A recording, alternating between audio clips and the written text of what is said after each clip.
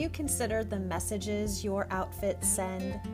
What do you think your clothes say about you? See, style is about the clothes, but it's not really about the clothes. Every day you make choices about what you're going to wear, but what are you communicating?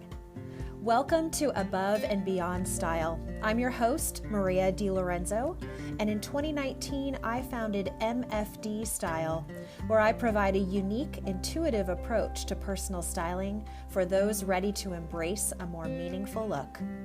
With this podcast, I'll uncover key elements of where spirituality, psychology, and style intersect, revealing how you can make intentional wardrobe choices that reflect who you really are. So let me ask you, are you ready to transform into your authentic self? Then it's time. Come with me on this journey, and together we'll take your style above and beyond style. Well, hey there. Welcome back to Above and Beyond Style. I am so grateful that you've decided to invite me back into your ears or your home to continue listening with this podcast. So in my first episode, I talked a little bit about using wardrobe as a tool for support. And this is something that has kind of been or become really like a little mantra for me when I talk to my clients or even just in sort of conversation with people when I think about using wardrobe and why it has become so important to me. And, I talked a little bit about my own kind of episode with loss and grief and the death of my own dad several years ago. And really figuring out at that juncture that using wardrobe in that particular moment where I was going to his funeral and preparing for seeing friends and family and traveling and sort of doing what I would say this really hard thing, wardrobe helped me through that.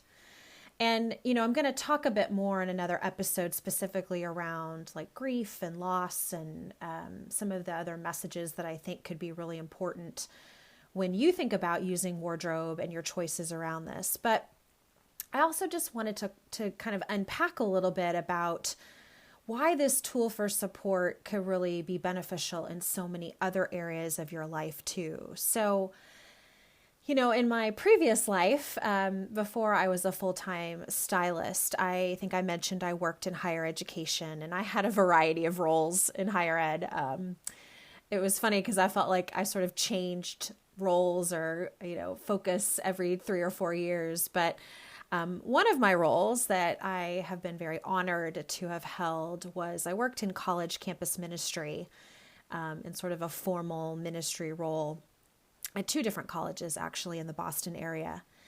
And, I felt really privileged in that space. I have a background in theology and ministry and pastoral counseling, and it was important for me to be present to not just the young people, but also the college campus community that perhaps was working through different things in the life of the university or the college. And I can recall I was working at a college at the time when the Boston Marathon bombing had happened. And obviously that was a very localized incident here in Boston, and it was extremely jarring and very unnerving for a lot of people in this area. And that, among many things that sort of took place over the course of that circumstance, not just the Boston Marathon and those that were injured or lost their life or were traumatized from the experience, but just recognizing that people were showing up for this incident in many different ways, not just immediately following the Boston Marathon bombing, but, there are stories upon stories of survivors who had been significantly injured and had to kind of carry on through their life. And the reason I call attention to this particular incident was that, I had to be present to this college community that I was working with at the time and really helping sort of guide and shepherd people through the impact of what was happening, as I'm sure whether it was another college campus minister or anyone else, in the Boston community, we were all sort of trying to figure out like what were the next right steps. And I can remember at the time we had to gather our community, or we decided to gather as a community to acknowledge and recognize what had happened and that there were people who were impacted. And I had to lead a community gathering among many that I did during my time in this role to help the community sort of process and understand what was happening and in many ways grieve and to really acknowledge the significant thing had happened. And I remember that day, again, having to like show up and lead this community experience. And I was really mindful about what I wore, because not only that, so many people were going to be seeing me or watching or, with their attention focused on me, but that I wanted to show up in a way where I felt empowered and confident and composed to be able to help guide this community through this experience.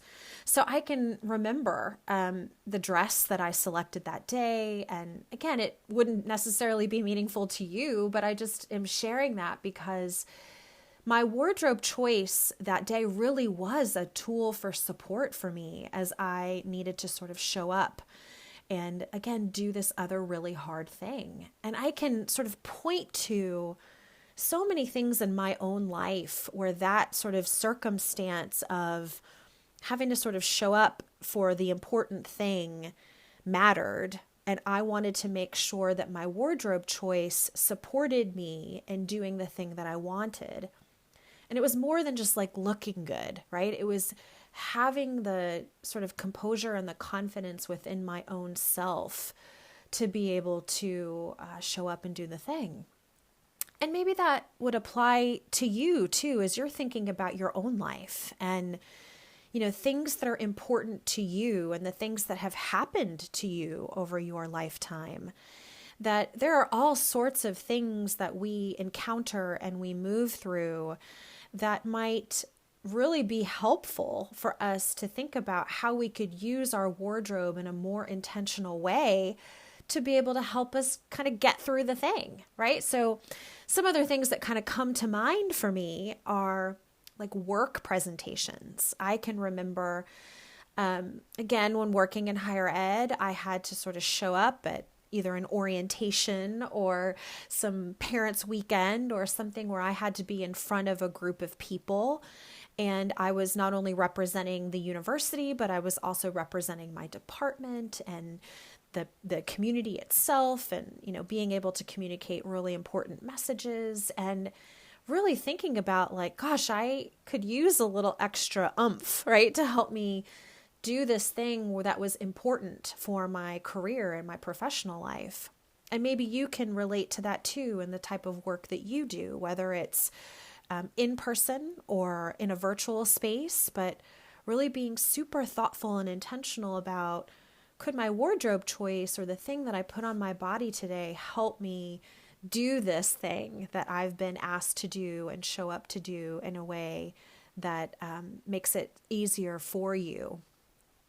The other things I was thinking about where wardrobe as a tool for support might be helpful also is in sort of that sort of first impression type of space. And there's lots of ways that we do this. Maybe it's in dating and meeting someone new, right? And wanting to make that good first impression for a potential partner. Perhaps an interview, whether that's for a job or an internship or just being able to show up where you're meeting someone new that you might be collaborating with. And so wanting to have that first impression be a strong one where you want to show up as the best version of yourself and have your wardrobe choices reflect that. It's not just about, you can't judge a book by its cover type of mentality, but really helping leverage that choice so that you show up more confident and more composed and more just ready for whatever you need to do in that particular instance.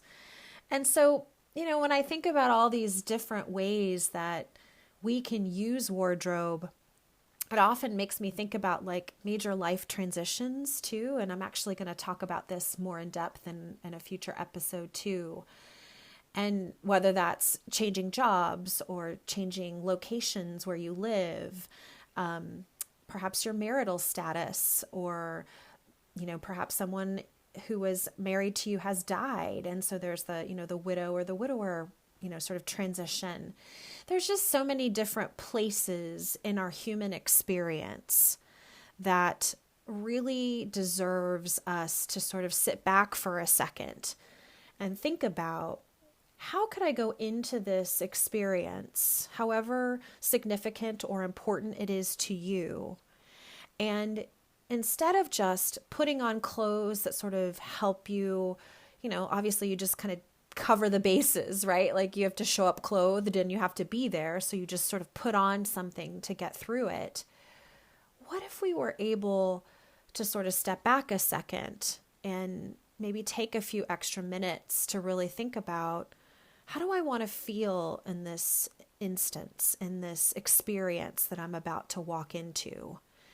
What do I need to be able to perform or to present or to communicate the messages that I am responsible for doing? What do I need to feel good in my own skin, to feel confident and secure and safe in my own body so that I can show up and perhaps be present to someone else, whether that, as I was mentioning in kind of my experiences in ministry and having to sort of be present to other people's loss and grief and processing. I was really intentional about how I wanted to feel in those experiences. And my choice of wardrobe allowed me to show up in a more authentic way.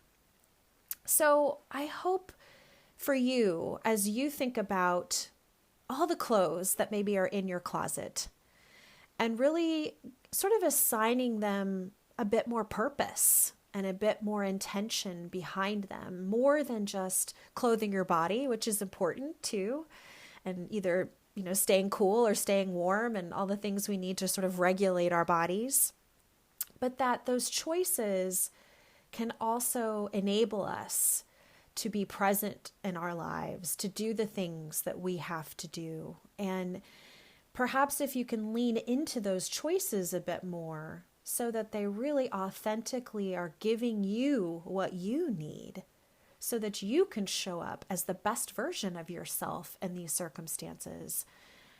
I think that is such a beautiful way to look beyond clothing just as this sort of necessary evil that we have to manage and deal with, but that we can then, again, use this as this tool to help us do this really hard thing, or even do the really easy, fun thing, right? It's not even just always about the challenge. It's about helping us show up to this important or significant thing, however we determine that may be.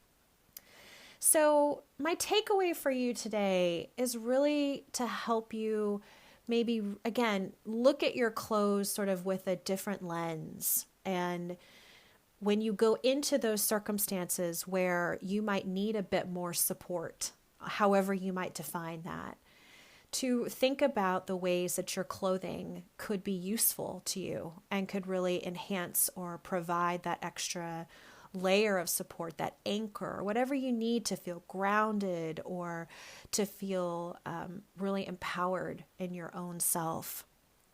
I hope that you can find that. And I hope that as you start to experiment with your wardrobe, and we'll do a lot of that together in these conversations and helping you perhaps see your clothes a little differently. One of my greatest takeaways really is about leaning in to that choice every day about what do I need for today and how can my wardrobe help me do what I need to do today.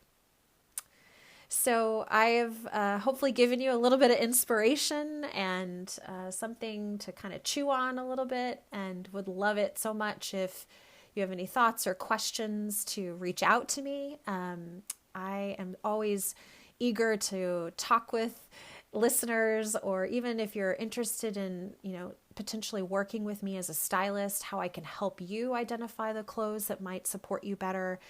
These are all things that are part of what I'm about and kind of the ways that I conduct my work and live my life, truly. I don't share things that I don't try to practice in my own life. So hopefully that's reassuring to you. But I'm grateful that you joined me this time, and I look forward to connecting with you next time.